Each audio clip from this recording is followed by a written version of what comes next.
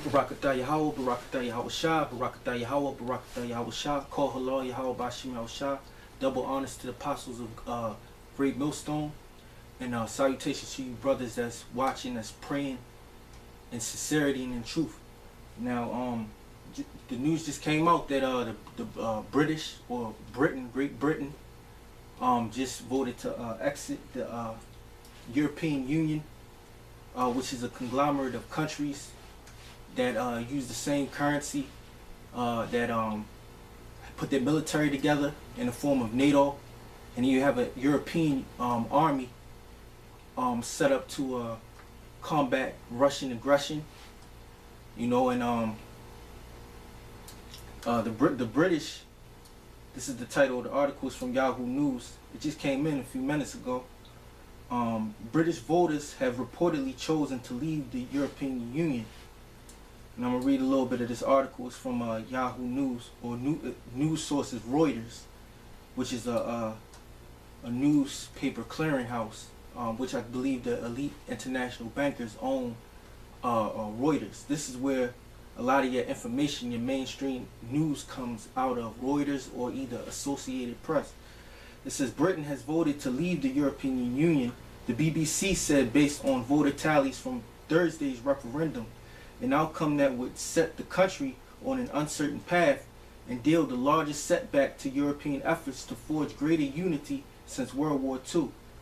World financial markets dived as counting from 304 of 382 areas showed a, it's going into numbers, but let me read down a little bit.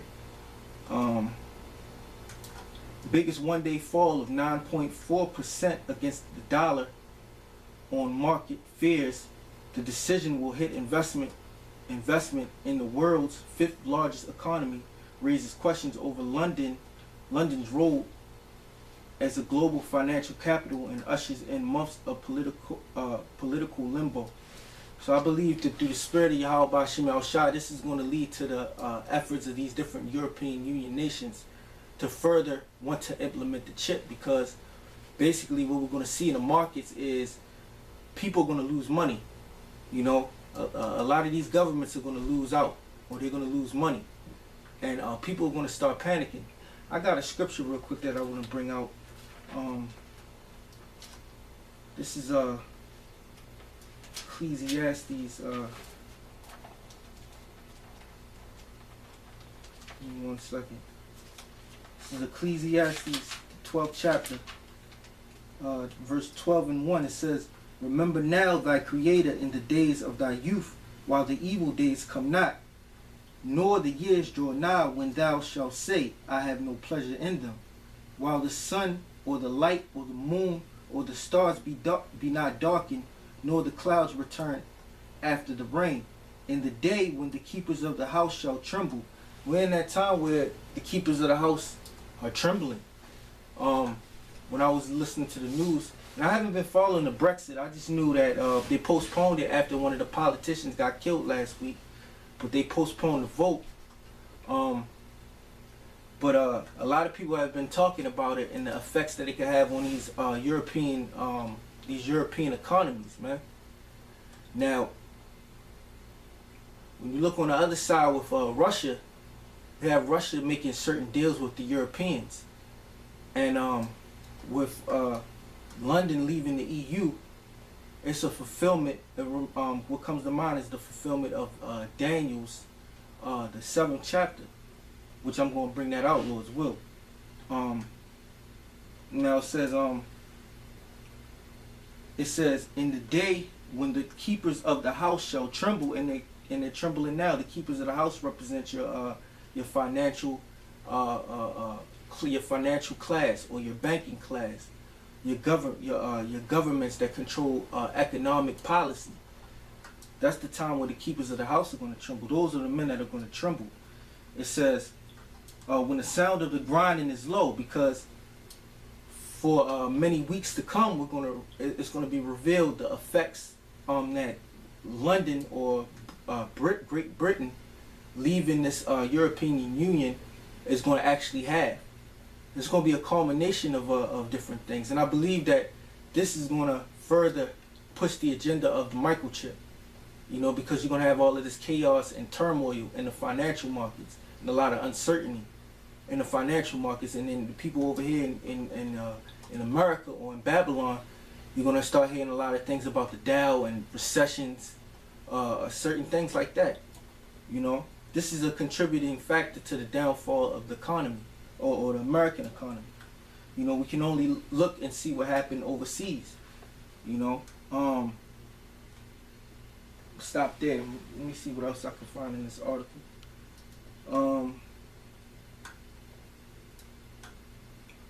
It says Brit exit vote would do wider economic and political damage to what would become a 27-member union. Investors poured into safe haven assets, including gold, and the yen surge in an early market of international concern. Yeah, it's going to lead to a lot of Edomites that had money taking their confidence out of paper assets and putting in commodities such as gold and silver. You're going to start seeing a spike in those prices, right? Because right now, silver is not too much. I don't believe it's about maybe $20 an ounce. Plus your you have a charge called I forget the name that they add to it. Spot price or whatever, because you gotta pay over spot because the dealer has to make a profit off of selling you the coins. So you could get a couple ounces of silver for like maybe, you know, $20 an ounce maybe at these times, but it's gonna go up. It's gonna go up. It says Financial Minister Tarso Aso on how to respond to the market move, describing the foreign exchange moves as very rough. Yet there was euphoria among Britain's Eurosceptic forces claiming a victory they styled as a protest against British political leaders, big business, and foreign leaders, including Barack Obama, who had urged Britain to stay in the bloc. So Barack Obama, the president of Babylon, is not even taken serious because he's supposed to be the leader of the free world, but basically the British government said, look, we ain't hearing what you got to say, Barack Obama.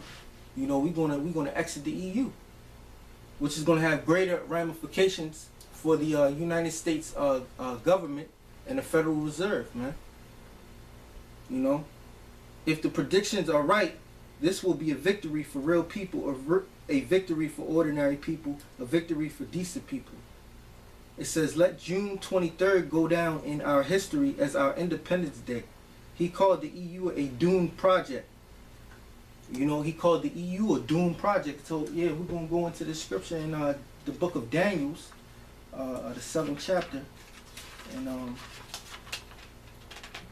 7th chapter, I'm going to start at verse 19. It says, then I will know the truth of the fourth beast, which was diverse from all the other, exceeding dreadful, whose teeth were of iron, and his nails of brass, which devoured brick in pieces and stamped the residue with his feet, and of the 10 horns that were in his head, and of the others which came up, and before whom 3 fell, even of that horn that had eyes and a mouth that spake very great things, whose look was more stout than his fellows, I beheld, and the same horn made war with the saints and prevailed against them, until the Ancient of Days came and judgment was given to the saints of the Most High, and the time came that the saints possessed the kingdom.